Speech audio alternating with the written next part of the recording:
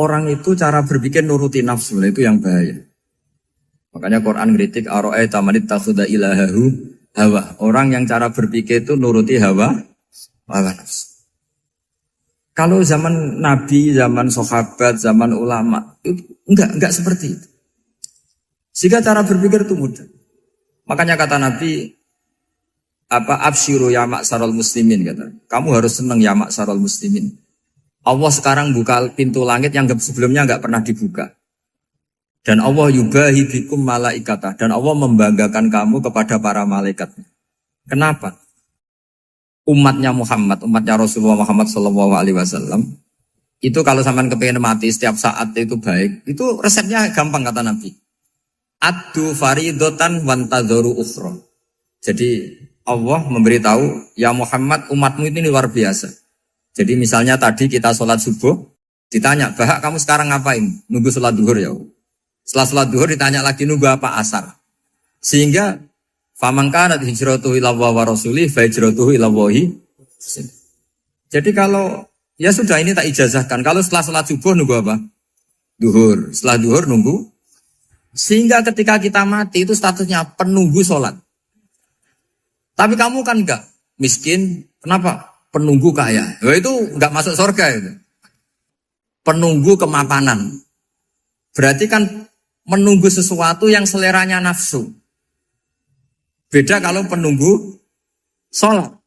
Berarti kamu di dunia menunggu ritual ibadah. Maka di antara ijazahnya Nabi apa? Addu faridotan wantadzoru ukhra. Melakukan satu fardu.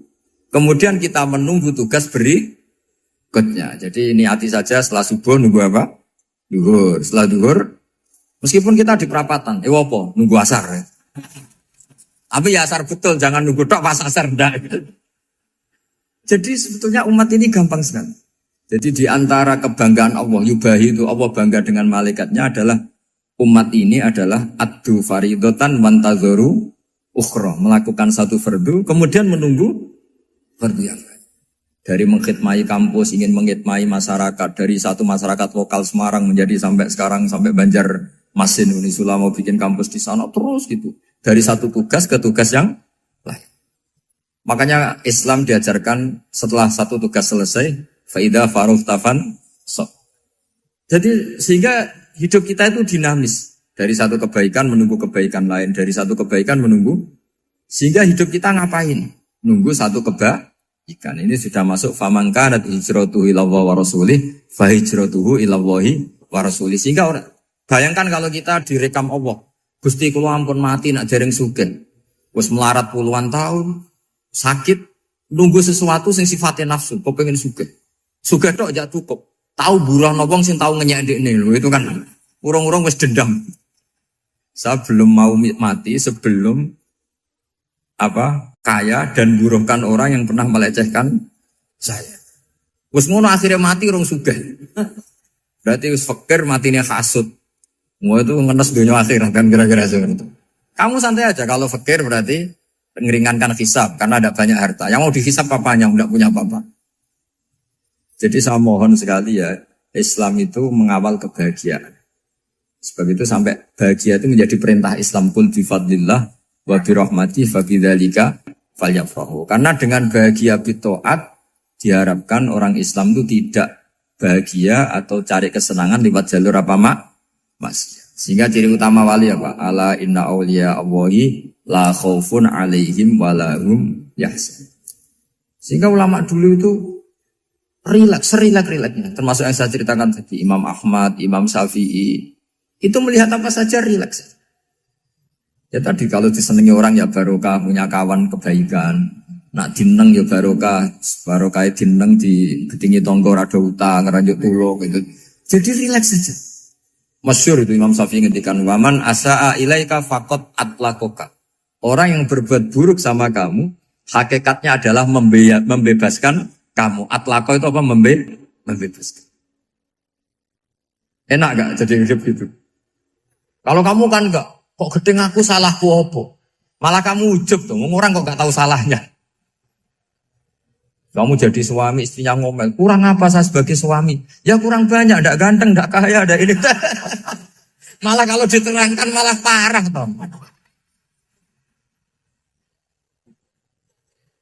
Ya sudah rileks saja. Kalau dia ngomel ya tadi, alhamdulillah dapat pahala tanpa apa? Biaya. Terus ngomel kan butuh energi, paling yang tidak kuat 3 jam. Nanti juga berhenti apa? Terus ambil nilai positifnya. Misalnya ngomel sama suaminya, bagus lah. Kalau ngomel sama tetangga malah kayak apa gitu aja udah. Jadi ulama dulu itu gampang sekali melihat melihat hidup. Rasulullah ya gitu, melihat hidup tuh gampang saja. Ketika tanya, ya Aisyah apa ada sarapan? Tidak ada ya Rasulullah, ya sudah saya tak puasa. Jadi enteng saja. Kadang-kadang beliau ingin puasa, ya puasa sunat, ada sarapan nggak jadi puasa. Rileks. Nabi itu rileks. Kalau ngajari kebaikan juga rileks. Nah sekarang itu banyak orang yang karena mungkin kurang baca, Islam tuh kayak menjadi aturan yang bengis, yang repot, yang mengekang. Itu tidak seperti itu. Yuridu wa bikumul yusra wala yuridu bikumul usra. Allah menghendaki agama ini mudah. Sehingga ada sahabat di Imami Mu'ad itu baca Baqarah. Sahabat ini pekerja petani, mufarokoh ditinggal. Ketika Mu'ad lapor, ya Rasulullah ini ada orang munafik, tengah-tengah sholat mufarokoh saya ditinggal. Yang disalahin itu tidak yang ninggal tapi Mu'ad. Afattanun anta ya Mu'ad, kami itu tukang fitnah. Masa ngimami petani pakai surat Baqarah? Jadi yang disalahkan ini imamnya. Kalau kamu jadi imam, sholatnya ya yang cepat. Makanya terus banyak orang kecepatan karena tadi. Jadi Nabi itu enteng sekali. Jadi apa ya? Nabi itu beda dengan yang kita bayangkan beda. Nabi pernah ngaji di masjid, kemudian ada tetangga lewat pakai cangkul ke kebun. Semua sahabat gerutu. Ini orang tidak benar. Ada Nabi ngaji ditinggal saja ke kebun, tidak ikut ngaji. Jawabannya Nabi tidak. Itu bagus itu ikut sunnah saya. Kenapa ya Rasulullah? Dia kerjanya nyari halal. Dan untuk menghidupi keluarganya itu juga ajaran saya. Sehingga yang ngaji ya ajarannya Nabi, yang nggak ngaji karena kerja mencukupi keluarga juga ajarannya Nabi. Segampang itu. Kalau kayaknya kamu kan, wes gak roh akhlak kan gitu. Nabi rileks saja Nabi. Sampai bisa lihat itu di Ihya, di bab Fadhailul Kasbi. Makanya ini penting sekali supaya orang itu berpikir Islam atau mendakwakan Islam itu berdasar sanad ya yang muttasil yang pernah dilakukan Rasulullah SAW. Sesuatu yang dilarang Allah itu pasti madharat. Maka untuk melarang seseorang bergantung sama narkoba misalnya atau hal-hal yang bahaya pada fisik, itu satu tentu bagi ahlullah, tentu karena takut Allah. Tapi banyak masyarakat yang memang benar-benar bisa meninggalkan narkoba karena efek buruknya ganja. Bahwa itu mengakibatkan sakau, mengakibatkan tidak sadarkan diri, mengakibatkan kebangkrutan ekonomi macam-macam. Sehingga mereka benar-benar benci sama yang namanya narkoba. Jadi di antara manhajul Quran itu kalau mentakbih, memburuk-burukkan maksiat itu mesti dikritik innahu kana fahisyah. Innahu kana fahisyata wa maqta wa sa'a sabila. Innahu kana fahisyata wa sa'a sabila. Diulang beberapa kali. Sehingga dibutuhkan kecakapan untuk menganggap satu hal yang buruk itu fahsyah, sesuatu yang enggak rasional, sesuatu yang tidak positif, sesuatu yang pasti berdampak negatif. Sehingga kalau misalnya tadi dibacakan oleh Qori, kuntum khaira ummatin ukhrijat linnasi ta'muruna bil ma'ruf wa tanhauna 'anil munkar. Untuk berhenti dari kemungkaran itu satu takbihun litil kal munkar atau litil kal munkarat, bahwa mungkarat itu kita cap, kita stigmasi bahwa itu buruk sekali. Seperti Nabi mengajarkan pemuda tadi, masa kamu suka ibu kamu digitukin lelaki lain, putri kamu, bule kamu, bude kamu, sehingga orang ini pikirannya termindset betapa buruknya zina. Sama seperti kita sukses memindset betapa buruknya narkoba, betapa buruknya bahan-bahan terlarang. Begitu juga seterusnya terus pengkhianat dan sebagainya. Tapi problem manusia adalah dia itu akan mencari kebahagiaan atau kesenangan sesaat. Maka caranya gimana? Keinginan senang lewat maksiat ini dilawan dengan nyaman dengan taat. ulang lagi, nyaman dengan taat. Sehingga ulama dulu punya kalimatul munajat, artinya kalimat hubungan pribadi sama Allah yang menjadikan orang itu nyaman. Dan ini yang diajarkan kitab-kitab tasawuf. Kitab tasawuf itu sukses mengajarkan melihat alam raya ini semuanya nyaman, termasuk yang mengecewakan. Itu dianggap nyaman. Saya berkali-kali mengajarkan ilmu ini karena ini musalsal ila Rasulillah SAW. Itu pernah suatu saat Imam Ahmad itu dipanggil sama tetangganya, anak muda. Tentu Imam Ahmad ini orang yang sangat soleh, sangat waroi, sangat tunduk sama perintahnya Allah dan Rasul. Pemuda tadi manggil, ya Ahmad, datang ke rumah saya. Imam Ahmad datang. Setelah sampai ke pemuda tadi, sudah pulang lagi, saya tidak butuh kamu. Pulang lagi. Setelah sampai rumah dipanggil lagi, ya Ahmad, datang lagi. Datang lagi. Oh, saya tidak jadi butuh, pulang lagi. Sampai 3 kali. Dan itu perangai ekspresi Imam Ahmad itu atau ulama lain yang sesoleh beliau itu nyaman, indah. Beliau tetap senyum-senyum nyaman. Beliau tidak tersinggung, tidak terprovokasi, pokoknya tidak tersinggung, kelihatan nyaman. Lama-lama pemuda ini terus tanya, ya Ahmad, kamu saya perlakukan seperti ini kok tidak tersinggung? Kamu senyum-senyum saja, happy-happy saja. Jawabnya Imam Ahmad itu unik. Wahai pemuda, saya kamu panggil itu senang sekali. Karena kata Nabi, kalau kamu iman dengan Allah dan Rasul, maka hormatilah tetangga. Jadi saya senang. Karena nuruti perintah Allah untuk menghormati tetangga. Jadi tidak ada urusannya dengan kamu. Kagetnya kayak apa? Jadi dipanggil tetangga ya senang karena melakukan perintahnya Allah dan Rasul, yaitu ikramul jar, fal yukrim jarum. Disuruh pulang, kamu ingin saya pulang, ya saya pulang. Disuruh datang, ya saya datang. Jadi saya tidak tersinggung, saya tidak ada urusan dengan kamu. Urusan saya dengan Allah Subhanahu wa Ta'ala. Itu kalau bapak-bapak istrinya ngomel terus sabar itu ya bagus. Saya tidak punya urusan. Kalau kamu terprovokasi oleh istri, berarti kamu didikte oleh makhluk. Masa seorang rektor didikte makhluk? Kan tidak keren. Apalagi seorang habib didikte makhluk, kan enggak keren. Yang bisa mendikte kita hanya Allah Subhanahu wa Ta'ala. Dan Allah mendikte kita, mengajarkan kita wa ashiruhunna bil ma'ruf fa in karihtuhunna fa asa an takrahu shay'a wa yaj'alallahu fi khairan katsira. Jadi cara melihat istri kita bawel gitu atau cerewet, alhamdulillah ini ada pahala tanpa modal, cukup sabar. Kalau istri kamu sedang mesra, malah mintanya ke mall, malah biayanya tinggi. Murah mana dapat pahala dimarahin sama saat mesra minta ke mall? Milih yang pertama kan? Nah ya itu tidak usah modal. Ya gitu aja. Jadi kalau istri sedang marah, bawel, anggap saja ini rezeki. Dapat pahala tanpa apa? Biaya. Nah kalau pas rukun malah nantang ke mall, biayanya malah tinggi. Jadi ulama dulu itu melihat dunia itu happy. Pernah Imam Syafi'i dikasih tahu, orang yang tadi nyium tangan kamu ya, itu di rumah menghujat Anda. Jadi dia sopan hanya di depan Anda, kalau di luar menghujat Anda. Jawabnya Imam Syafi'i lucu. Ya baguslah. Yang cerita ini kaget. Kenapa bagus ya Aba Abdillah? Kalau manggil Imam Syafi'i ya Aba Abdillah. Ya berarti saya masih wibawa, di depan saya tidak berani katanya. Jadi dipandang enteng saja. Jadi kalau kamu, di depan kamu, istri kamu tidak berani belanja, tidak ada kamu belanja banyak. Anggap saja Anda wibawa. Jadi enteng saja. Pernah Imam Syafi'i dikasih tahu, separuh dari kampung Anda itu gak suka kamu. Ya bagus lah, kenapa? Oh nak rukun malah bakal utang katanya gitu. Kira-kira yang utang itu yang rukun apa yang neng-nengan? Yang rukun. Jadi enteng saja. Masyhur itu makalahnya Imam Syafi'i. Waman asa'a ilaika faqad atlaqaka. Orang yang berbuat buruk sama kamu berarti membebaskan kamu. Kalau saya sedang nenengan sama Habib Hasan Toha Putra, beliau naik Alphard gak nawarin saya sah karena baru nenengan. Tapi kalau sedang rukun malah harus repot mana? Rukun sama ndak rukun? Repot rukun sebetulnya. Jadi Imam Syafi'i itu happy saja. Kalau sedang rukun sama tetangga ya dianggap rukun itu satu kenikmatan. Sedang tidak rukun ya dianggap satu kenikmatan.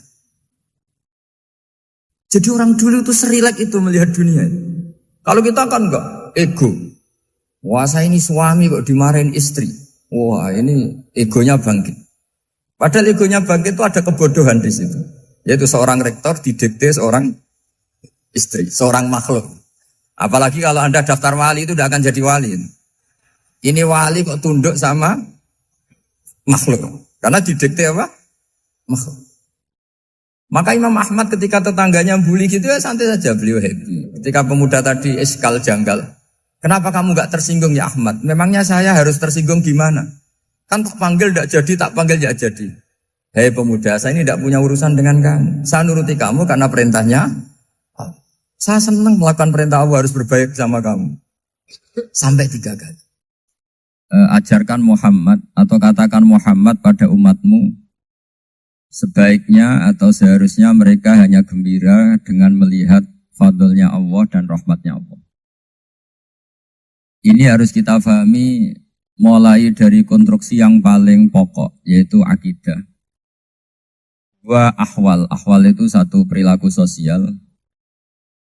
3 mutammimat, sesuatu yang tidak pokok, tapi kita butuhkan dalam mengawal hidup ini. Saya beri contoh, itu sampai maksiat, itu karena cari kesenangan. Misalnya baru penat itu, ingin seneng, ada orang yang macam-macam lah, ingin melihat maksiat, apa itu pornografi, apa nyabu, apa macam-macam. Itu sebetulnya agama punya konsep yang luar biasa, yaitu seharusnya seseorang itu gembira. Gembira dengan ketaatan. Lalu pertanyaannya caranya gembira gimana? Gembira itu mudah. Jadi misalnya kamu sujud sama Allah Subhanahu wa taala. Terus cara berpikir begini. Ini sekaligus ijazah. Cara berpikir begini.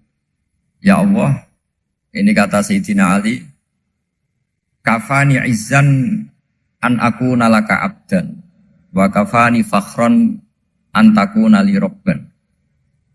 Ya Allah, betapa sialnya saya andaikan saya jadi budak dari makhluk yang sama. Misalnya sampean itu seorang kiai atau rektor atau doktor atau orang terpelajar, kemudian kamu jadi budak atau hamba dari makhluk yang setara. Betapa hinanya saya. Maka kata Sayyidina Ali, ya Allah saya ini cukup bahagia, cukup bangga karena jadi budak, jadi hamba dari zat yang super atau yang maha super. Jadi kok Allah Subhanahu wa ta'ala. Sehingga ada kebahagiaan yang luar biasa karena menjadi hambanya Allah Subhanahu wa ta'ala. Setelah bangga dengan jadi hambanya Allah, maka kita akan malu. Malu misalnya kok saya bahagia itu nunggu melihat pornografi, melihat maksiat. Itu terus menjadi malu. Kenapa saya bisa didikte oleh hal-hal seremeh itu? Ya, kita malu karena didikte oleh hal-hal yang seremeh itu. Karena kita didikte oleh nafsu. Jadi izzatun nafsi, satu harga diri seseorang itu harus dihidupkan untuk hanya tunduk kepada Allah SWT. Sehingga Nabi itu melatih satu logika tarkul ma'asi.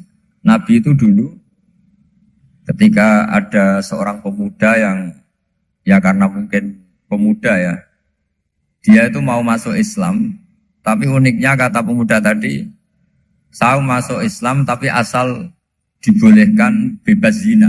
Jadi ini agak sableng gitu. Jadi mau masuk Islam syaratnya dibolehkan apa? Zina atau free sex gitu. Karena orangnya agak hiper. Itu Nabi tidak langsung mengancam dengan neraka enggak. Ketika mau pamit gitu semua sahabat melarang. Mah itu jangan, kamu jangan suan Nabi, itu permintaan yang nggak masuk akal. Setelah lama ditahan, terjadi kegaduhan di masjid, Nabi dengar, itu ada apa itu? Itu ada pemuda yang mau masuk Islam tapi yasta'dzinuhu fi zina. Tapi mereka minta izin Nabi untuk tetap boleh zina. Kata Nabi, pemuda itu suruh masuk, suruh menghadap saya. Ketika menghadap Nabi, saya ulang lagi ketika menghadap Nabi. Nabi mengajarinya itu luar biasa. Nabi tidak langsung mengancam dengan neraka atau dengan azab tunda. Tapi kata Nabi, atau hibbuhu li ummik. Kamu suka kalau ibu kamu tuh jadi demenannya orang banyak. Pondok ya Nabi, yang demen ibu saya tak bacok kan. Karena ini ya agak preman, di mana-mana orang nakal agak preman. Terus atau hibbuhu li bintik. Kamu suka kalau putri kamu ya digitukan orang-orang. Wah ya enggak Nabi, yang gitukan putri saya tak bacok. Atau hibbuhu li kholatik. Kamu suka kalau bule kamu digitukan. Atau hibbuhu li ammatik. Kamu suka kalau saudara bapak kamu digitukan. Nabi itu mengeset ya. Cara sekarang itu otak mungkin. Nabi itu meluruskan otaknya anak muda itu. Betapa buruknya zina. Cara bahasa Arab ditakbih. Betapa buruknya zina. Kamu suka kalau korbannya ibu kamu, putri kamu, bude kamu, bule kamu. Sehingga orang itu matur ya hasbuka ya Rasulullah, ini sudah cukup. Saya tidak pernah melihat sesuatu seburuk zina. Jadi fa'al qawwa fi qalbihi bughdha zina. Kemudian Allah meletakkan di hatinya, menanamkan benci zina. Sehingga akhirnya pemuda tadi menjadi iffah, menjadi menghindari zina. Artinya begini ya, ini mungkin yang lolos dari para kita sebagai dai, kita tidak belajar banyak tarbiyahnya Rasulullah Shallallahu Alaihi Wasallam. Jadi kalau kita benci maksiat, itu jangan hanya ditakhzir, ditakutkan neraka itu enggak. Jangan hanya itu.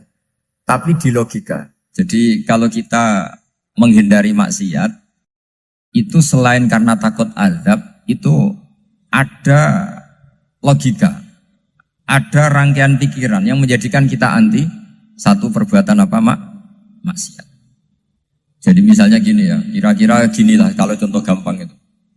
Ada orang gitu ya, nyanyi dengan pakaian yang mungkin pornografi gitu. Mungkin pemuda-pemuda ingin melihat itu, tapi bisa diobati gini. Kok enak dekne mergawe kok tak bayar ya, aku kehilangan duit. Meskipun dengan logika yang agak serampangan, yang penting menjadi kita ini punya harga diri untuk tidak tergantung hal-hal seperti itu. Sehingga Nabi itu cara menggambarkan tadi mulai atuhibbuhu li ummik, kalau ibu kamu jadi demenannya orang lain. Pemuda tadi bilang yang demen ibu saya mau saya bunuh. Ditambah lagi atuhibbuhu li bintik. Bagaimana kalau korbannya putri kamu, bule kamu, bude kamu. Sehingga terus si pemuda tadi betapa buruknya zina. Betapa murahnya zina. Akhirnya pemuda tadi al-qawwa fi qalbi bughdha zina. Terus kemudian pemuda tadi itu sangat membenci dengan apa? Berzina. Nah, pikiran-pikiran seperti ini harus kita tanamkan. Harus kita tanamkan supaya orang itu benci melakukan maksiat. Karena satu memang takut sukhtuwah, takut dibendu Allah atau dibenci Allah. Dua memang logika kita mengarahkan tidak maksiat. Saya beri contoh ya, betapa pentingnya mindset ya, cara berpikir. Orang itu menjadi kikir itu karena nganggap hidup itu lama dan uang itu penting. Kalau zaman Nabi itu sederhana kalau melihat hidup. Pernah suatu saat Nabi itu punya jatah makan. Karena Nabi itu hidupnya juga pas-pasan. Jadi Nabi itu unik. Beliau di satu sisi kaya raya, bisa ngurmat Abu Hurairah, Ammar, Suhaib. Ashabu Sufa itu dirawat Nabi semua. Itu kan kaya, bisa merawat sekian orang. Tapi di sisi yang lain untuk pribadinya beliau miskin. Kadang nggak bisa makan hari itu. Tapi di saat yang sama bisa merawat Ahlus Sufa. Jadi keliru kalau orang hanya cerita Nabi itu miskin, untuk makan dirinya aja susah. Itu keliru. Kelirunya kalau tidak diteruskan, tapi Nabi mampu menghidupi Ahlus Sufa. Singkat cerita jatah makannya Nabi itu dikasihkan orang ketika Nabi tanya, ya Aisyah, makanan jatah saya di mana? Oh ya Rasulullah, tadi ada orang minta tak kasihkan, maka makanan itu habis. Apa kata Nabi? Kamu salah Aisyah. Yang kamu kasihkan itu justru yang masih. Ya yang kamu kasihkan itu justru yang masih. Sehingga Nabi menganggap, makanya Nabi terus ngendikan. Ya kalau mukhatabnya lelaki ya kira-kira begini. Wahal laka min malika illa ma akal tafa'afnaita walabis tafa'ablaita. Terus tanya, watasoddaqta fa'abqaita, kata Nabi. Harta kamu ya kamu makan, kemudian ke WC, jadi kotoran, atau punya pakaian mewah, nanti rusak. Watasoddaqta fa'abqaita. Ada yang kamu sedekahkan, yaitu yang abadi sampai akhir. Sehingga banyak pengusaha yang mencintai saya setelah tak ajari hadis itu. Misalnya punya uang 1 miliar karena dia spekulan atau pedagang rawan bangkrut. Disedekahkan ke masjid 50 juta, yaitu yang abadi. Jadi kalau suatu saat bangkrut, dia masih punya uang 50 juta di akhirat. Jadi Nabi itu mengajari sedekah itu apa? Ya sedekah itu pengabadian uang. Kalau kita kan enggak, bilang sedekah itu nguras uang. Itu pikirannya setan, dan pikirannya orang Islam. Itu cara berpikir setan, bukan cara berpikir umat apa? Sehingga Sayyid Ali Zainal Abidin itu kalau ada orang minta, kemudian beliau ngasih, itu beliau bilang gini, marhaban biman hamala zati ilal akhirah. Matur nuwun nggih jenengan sing beto sangu kula nate. Jadi dianggap teller saja. Orang yang minta uang beliau itu dianggap tukang nyatet bank. Karena sudah ditabungkan. Ya sudah. Kalau kita kan enggak, wah pengemis tuh ganggu gini-gini. Kecuali pengemis profesi ya mungkin kita agak-agak enak. Karena zaman akhir tuh ada pengemis apa? Profesi. Jadi repot teman. Terus tak beri contoh lagi kebahagiaan ketika kita milih Islam moderat. Islam kita diajarkan guru-guru kita, utamanya oleh guru kita Mbah Maimun. Saya juga sering ketemu beberapa ulama dunia, termasuk Habib Umar. Saya juga ikut sowan ke sini pas beliau sama Habib ini Hasan Toha Putra di sini sama orang-orang moderat. Itu cara berpikir juga luar biasa indah. Beliau pernah cerita ya, beberapa ulama lah, banyak yang cerita itu. Saya pernah diceritani seorang alim ketika ada orang ekstremis itu mau ngebom di tempat maksiat. Kebetulan yang maksiat itu kebanyakan ya orang Islam karena di negara yang mayoritas Islam. Ditanya sama Syekh Sa'rawi. Syekh Sa'rawi itu mufassir top di mana? Mesir. Ini mau tak habisin karena mereka orang Islam kok maksiat terus. Terus ditanya sama Imam Sa'rawi. Laumatu ala khini ma'asihim aina masiruhum. Kalau mereka mati dalam keadaan maksiat, mereka kemana? Ya ilan nar, mereka pasti masuk neraka. Terus ditanya sama Imam Sa'rawi, wahal masiruhum ilan nar muradun nabi amla. Punya umat maksiat kemudian mati masuk neraka, itu yang diinginkan Nabi apa enggak? Ya tidak aja. Ya sudah, enggak usah dibom, ditunggu tobatnya kata. Karena kalau mati dalam keadaan itu ke neraka dan itu tidak yang diinginkan Rasulullah Sallallahu Alaihi Wasallam. Terus ekstremis ini menjadi tobat, tidak berpikir ekstremis Mas. Jadi orang itu harus berpikir mindset yang baik. Meskipun kadang berpikir baik itu ya agak-agak kacau. Ada seorang wali majdud itu kalau berdoa agak kacau, tapi nggak bisa dibantah. Masyhur itu doa itu. Ini sekaligus ijazah, tapi kalau sebelum wali nggak boleh. Itu datang ke makamnya Rasulullah SAW. Terus doanya itu begini. Ya Allah, sekarang terserah engkau. Ya Allah, sekarang terserah engkau. Jika saya kamu jadikan orang soleh, jika saya engkau jadikan orang soleh, maka surra habibuk, maka kekasihmu ini senang. Yang susah musuhmu yaitu setan. Tapi kalau engkau menjadikan saya orang fasik, maka yang susah kekasihmu, yang senang musuhmu. Jadi kan punya dua pilihan itu. Wah itu kan doa tapi kayak teror itu. Ya jadi berdoa di Raudhah. Wah itu mesti mandi itu karena agak-agak maksa Tuhan itu. Ya Allah engkau punya dua pilihan. Jika saya jadi orang soleh, maka kekasihmu ini senang. Musuhmu yang susah yaitu setan. Tapi jika saya jadi orang fasik, maka musuhmu yang senang, kekasihmu yang susah. Mohon terserah jenengan, mau menyenangkan kekasihmu, apa menyenangkan musuhmu gitu. Kira-kira gimana? Kalau tertarik boleh doa itu dipraktekkan. Tapi kayaknya kalau copy paste itu gak keren, apa? Jadi dulu orang itu muamalah sama Allah dan Rasul itu rileks. Rileks itu nyaman karena ya tadi qul bi fadlillah wa bi rahmati fa bidzalika falyafrah. Sehingga Imam Izzuddin bin Abdissalam itu ngendikan innalladzina yarmunal muhsanatil ghafilat. Di antara kebaikannya ibu-ibu atau mbak-mbak ini harus berstatus ghafilat. Perempuan-perempuan pelupa. Ghafilat itu pelupa. Pelupa dari kenikmatan maksiat sehingga mereka dengan taat. Misalnya ada ibu-ibu atau mbak-mbak atau juga bapak-bapak tahajud, kemudian nyaman dengan tahajud itu. Kira-kira terbersit enggak ingin maksiat? Enggak kan, karena sudah nyaman dengan tahajud, dengan taat. Maka dibutuhkan kenyamanan dalam beribadah. Sebab itu ala bidzikrillahi tatmainnul qulub. Makanya saya termasuk kiai yang setiap ngaji itu happy, seneng. Karena ini untuk kampanye, seneng dengan ngaji, dengan taat itu sudah luar biasa. Kayak apa kalau mereka senengnya kalau nunggu melakukan maksiat. Jadi termasuk bentuk perlawanan kita terhadap maksiat adalah usahakan kamu tuh sebahagia, seneng dengan taat. Istiqnas billah, mu'anasah billah, farah billah, itmi'nan tumaknina billah. Sehingga ini mencukupkan kita tidak berkebutuhan maksiat. Meskipun kita ya manusia, pasti suatu saat atau sudah pernah maksiat. Serasa diceritakan lah, itu mesti gitu. Lah orang-orang dulu itu orang yang sukses mengelola bahagia ma'allah wa billah walillah.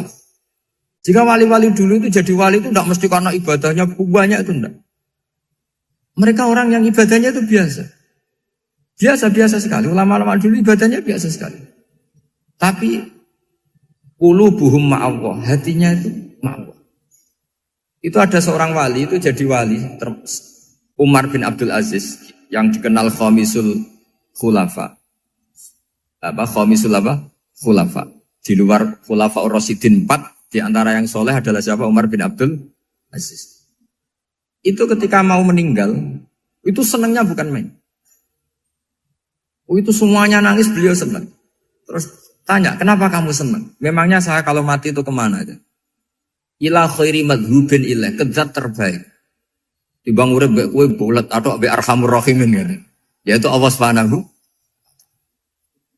Jalaluddin Ar-Rumi ketika mau meninggal itu muridnya nangis semua, beliau marah. Kamu harusnya pesta karena saya mau ketemu kekasih saya, malah kamu tangisi, goblok sekali kamu katanya. Jadi orang-orang dulu itu luar biasa. Karena tadi mereka tidak ingin ketemu Allah itu dianggap problem. Harus sesuatu yang membahagiakan. Makanya wali-wali itu kalau berdoa begini. Wa khairu ayyami yauman alqa kafih, dan jadikan hari terbaikku adalah hari ketika saya ketemu engkau ya. Pernah dengar doa itu? Wa khairu ayyami yauman alqa kafih, dan hari terbaikku adalah hari saat ketemu engkau. Nah, kan enggak, sampai mati ku wedi. Saya tidak tahu wedi dosa apa wedi Israel apa wedi malaikat siapa? Mungkar Nakir. Sebenarnya tidak perlu seperti itu. Karena cara pandang Nabi itu ini bisa dipraktekkan. Kalau kamu orang baik, mati artinya apa? Ya baik. Karena husnul khotimah. Kalau kamu orang yang buruk, itu kata Nabi, anggap saja mati itu akhir dari keburukan kamu. Nah, aku urip terus, malah maksiat terus. Maka Nabi itu kalau ngajari kita berdoa gini, Allahumma ij'alil hayata ziyadatan li fi kulli khairin wal mauta rohatan li min kulli syarri. Ya Allah, kalau saya hidup, ya anggap saja ziyadah fi kulli khairin, berpotensi nambahi kebaikan. Kalau saya mati, anggap saja ini akhir dari segala keburukan. Maka saya berkali-kali, tradisi ulama-ulama NU, ulama-ulama pesantren, ya ada hanya NU, pokoknya ulama-ulama alim, itu kalau ada orang mati, orang nakal gitu mati, ini saya gitu. Itu hadirin mesti gak terima. Wapi enang itu wong wakal. Tapi dipaksa sama kiainya, saya gitu. Lama-lama dipaksa. Saya gitu. Padahal yang hatinya kiai, wis ra iso maksiat meneh, wis saya gitu. Karena dengan mati berarti saya sudah tidak bisa maksiat lagi. Jadi Nabi melihat hidup dan mati itu segampang itu. Kalau al-hayata ziyadatan li fi kulli khairin wal mauta rohatan li min kulli syarr. Coba kita ke depan itu kan ada potensi zina, potensi korupsi, potensi maksiat. Yang bisa menghentikan potensi itu apa coba? Mati ya, udah pintar ya. Sudah maju berarti. Berani mati? Berani. Tapi jangan di sini ngel-ngelo panitia.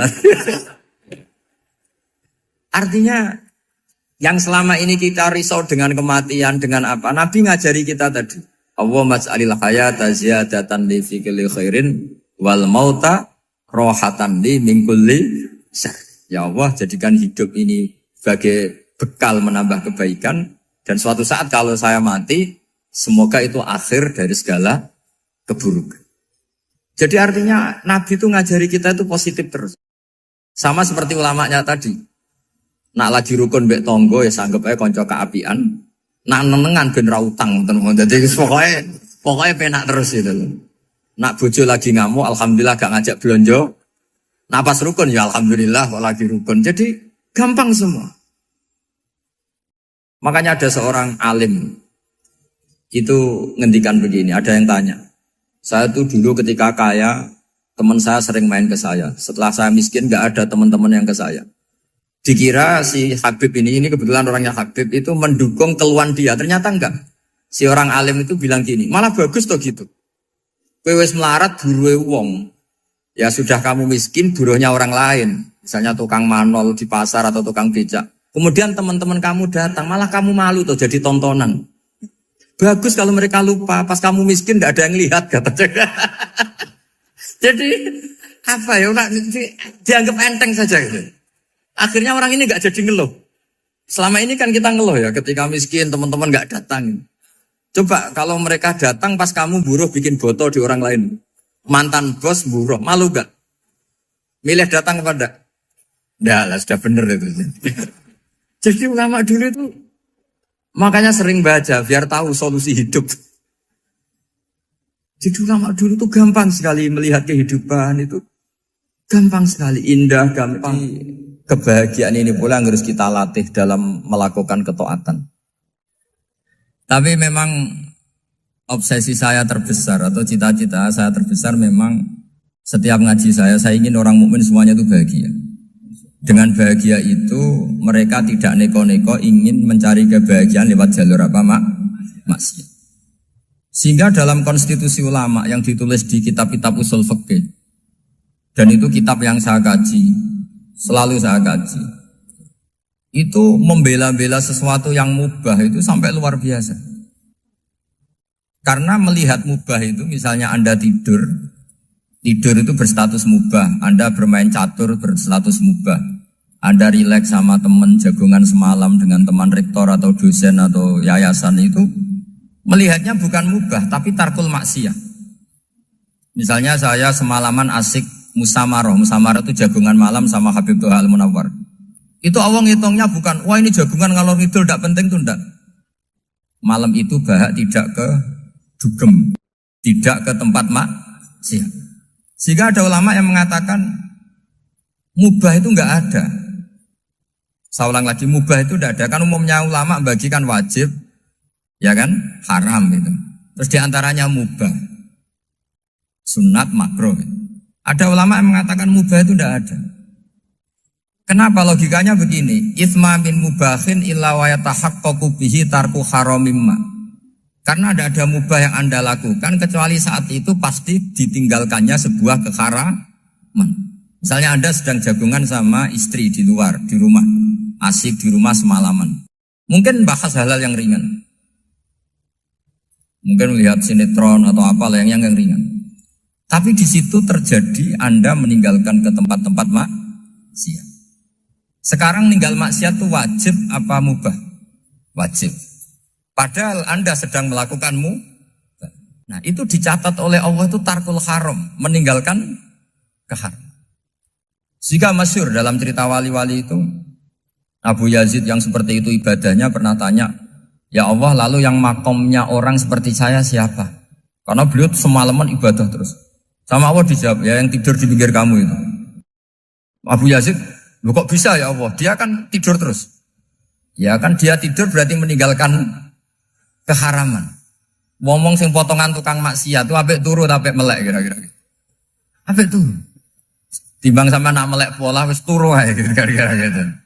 Jadi enggak usah dipaksa tahajud, dipaksa qiyamul lail itu. Iya kalau qiyamul lail. Kalau dapat informasi, kesini ikut saya, terus katut kan repot. Jadi perlawanan terhadap maksiat itu sebetulnya gampang dalam Islam. Karena tadi, nggak ada sesuatu yang mubah, kecuali saat dilakukan berakibat meninggalkan keharaman. Mudah sekali. Jika banyak orang jadi wali itu karena melakukan mubah. Itu ada orang jadi wali itu karena sering makan. Ya makan-makan biasa itu. Karena ketika makan, ya Allah, betapa doifnya saya. Katanya saya presiden, katanya saya rektor, saya kiai. Ternyata kalau nggak makan tuh lemes. Apa hebatnya makhluk yang bergantung makhluk yang lain, yaitu makanan. Nah karena seperti itu terus dia al-laja ilallah, terus dia sungkeman ning Allah. Betapa lemahnya saya. Sebab itu ketika Quran mengkritik dan dengan tanda kutip kemungkinan Tuhannya Isa bin Maryam, itu ngeritiknya sederhana Quran itu. Mal masih ibnu Maryam illar rasul qad khalas min qablihir rusul wa ummuhu siddiqah kana yaqulanit ta'am. Isa itu tidak Tuhan, wong dia makan. Kamu kebayang nggak misalnya punya Tuhan, wah tadi Tuhan mampir ke rumah saya, dia lemes. Setelah tak kasih makan sehat lagi gitu. Itu kan nggak kebayang. Tapi Tuhan marung di rumah saya, lemes tak gratisin, kayaknya tidak punya uang gitu. Setelah makan, wah gairah lagi. Kebayang nggak punya Tuhan seperti itu. Sehingga Quran kalau gojlok sederhana, karena yakulanit ta'am. Sehingga wali-wali itu kalau makan itu sadar lemahnya dirinya, betapa dirinya tergantung makanan. Sesuatu yang tergantung itu artinya tidak hebat, tidak Tuhan. Jadi untuk menjadi wali, untuk menjadi dapat ridhonya Allah itu sebenarnya sederhana. Termasuk ada cara jadi wali yang agak kacau, tapi ini ya benar, asal niatnya benar. Misalnya Unisula besar, ya kurang besar lagi. Kita sudah punya uang, kurang banyak uang lagi. Itu Nabi Ayub, itu kan seorang nabi. Pernah diuji, oh ini ada di Sahih Bukhari. Nanti kamu tanya, hadisnya Sahih enggak? Ini ada di Sahih Bukhari. Kadang orang kota itu aneh. Enggak ahli hadis tapi tanya, Sahih enggak? Padahal andekan dibodohi Sahih, ya ngandel saja. Jadi kadang ya aneh. Oh enggak tahu kok tanya. Itu Nabi Ayub itu sudah kaya, pas itu sudah kaya. Bukan cerita yang masih miskin, memang sudah kaya. Beliau di kamar dihinggapin satu belalang dari emas. Setelah belalang itu dikejar, ternyata yang jenis itu banyak, semuanya dari emas. Ngambil sana sini, ini yang kesak ini dipenuhin, saku ini dipenuhin, sampai banyak. Sama Allah digojlok. Kamu itu Nabi saya, kenapa kamu mengumpulkan harta sebanyak itu? Kamu itu Nabi saya kok rakus? Jawabannya, ya Allah, siapa yang bisa kenyang dari rahmatmu? Ya, jadi kalau kamu punya uang 1 miliar, kok ingin 1 miliar 100, ingin 1 miliar 200, itu cara ngitung bukan uang. Ya Allah, siapa yang bisa kenyang dari rahmatmu? Karena rahmat Allah tidak terbatas, sudah Gusti tenang saja. Meskipun saya gini, rahmat Anda tidak akan habis. Sehingga waroi ada ilmunya, tomak juga ada ilmunya. Termasuk ragus itu juga ada ilmunya. Misalnya begini, ini contoh rakus yang ada ilmunya begini. Ini saya beri contoh. Mungkin yang boleh niru orang-orang soleh, kalau nggak soleh jangan. Imam Syafi'i ini cerita nyata. Imam Syafi'i itu dulu ketika ngaji masih muda itu nggak suka sama guru yang kaya. Kebetulan dia punya guru miskin terus. Namanya Sufyan As-Tsauri, itu miskinnya Masya Allah. Sufyan bin Uyainah juga miskin. Jadi dia miskin, punya guru miskin terus. Sehingga idolanya ya sama guru-guru yang miskin. Suatu saat guru-guru ini menyarankan dia ngaji Imam Malik. Imam Malik itu kaya raya.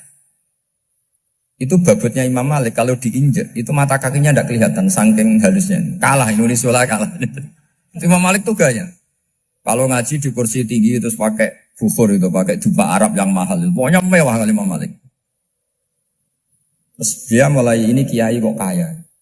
Kemudian setelah beliau alim, tanya, saya harus ngaji siapa setelah ilmu jenengan habis kira-kira gitu. Kata Imam Malik, sudah, kamu tidak usah perlu ngaji saya, kamu sudah alim alama. Terus Imam Malik datang ke Baki. Zaman itu Baki itu semacam kayak rentalan ya, semacam Grab lah kalau dulu. Mana kafilah yang mau ke Irak? Ya sudah terus, oh kita mau ke Irak, ini antar ke Muhammad bin Hasan As-Syaibani.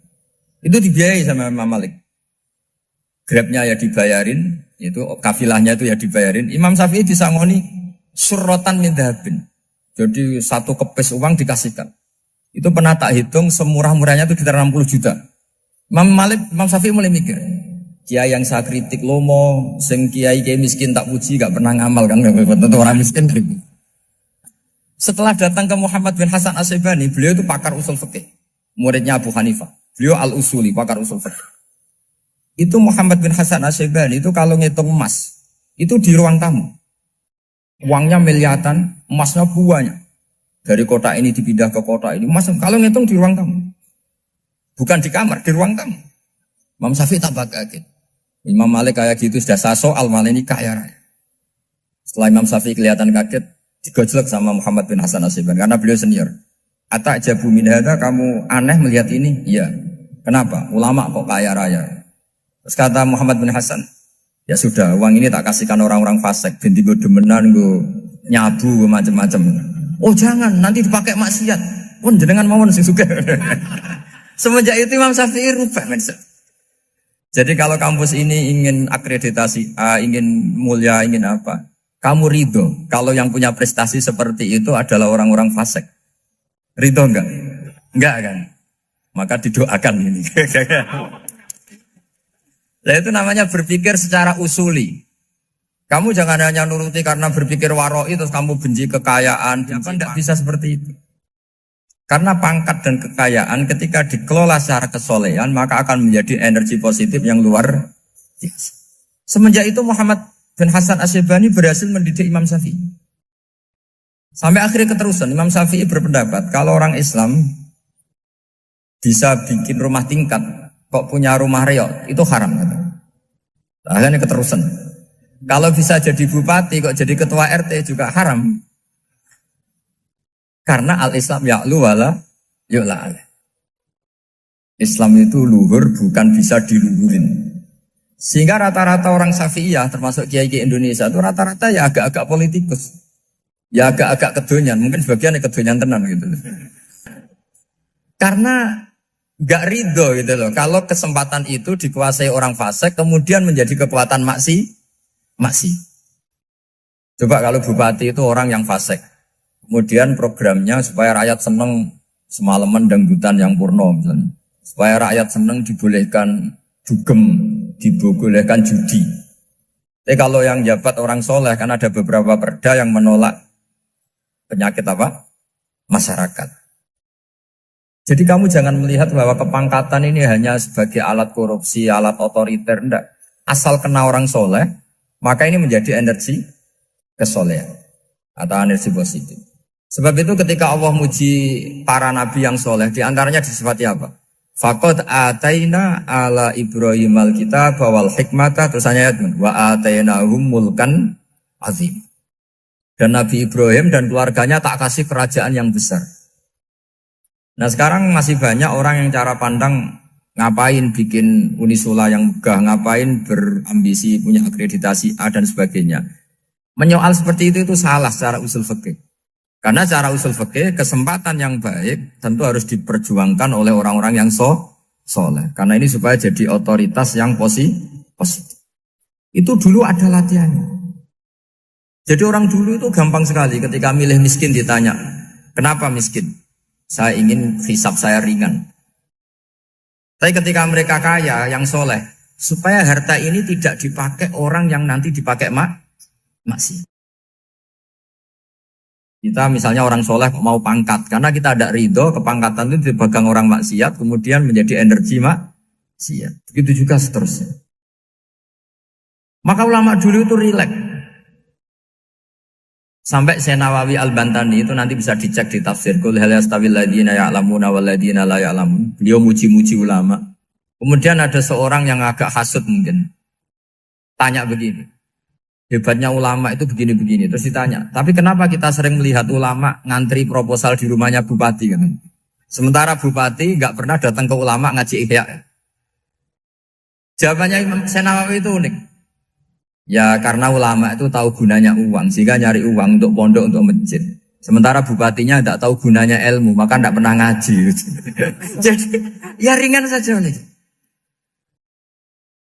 Jadi ya sudah seperti itu. Jadi kalau ada ulama kedonyan, anggap saja karena tahu gunanya uang. Jadi kenapa ulama ngantri di kabupaten, bukan bupati ngantri di ulama? Jawabannya karena ulama tahu gunanya uang, sementara bupatinya nggak tahu gunanya ilmu. Kira-kira gitulah. Ada ustadz tidak ganteng, kesensem rondo cantik, karena tahu gunanya ustadz itu. Artinya tahu gunanya kalau saya nikah nanti punya anak jadi gus, karena kan dia kiai gitu. Tapi rondone raro gunanya dia karena miskin gitu. Jadi ulama dulu itu rileks. Rileks menafsirkan apa saja itu rileks, termasuk saat terpojok. Itu rileks. Karena semuanya dianalisis pakai ilmu. Sehingga ciri utama wali itu apa? Ala inna awliya Allahi la khaufun alaihim walahum yahzanun. Enggak ada rasa takut, enggak ada rasa gampang. Karena melihat sesuatu itu gampang saja. Saya ulang lagi, melihat sesuatu itu gampang saja, ringan. Oke, semoga barokah. Assalamualaikum warahmatullahi wabarakatuh.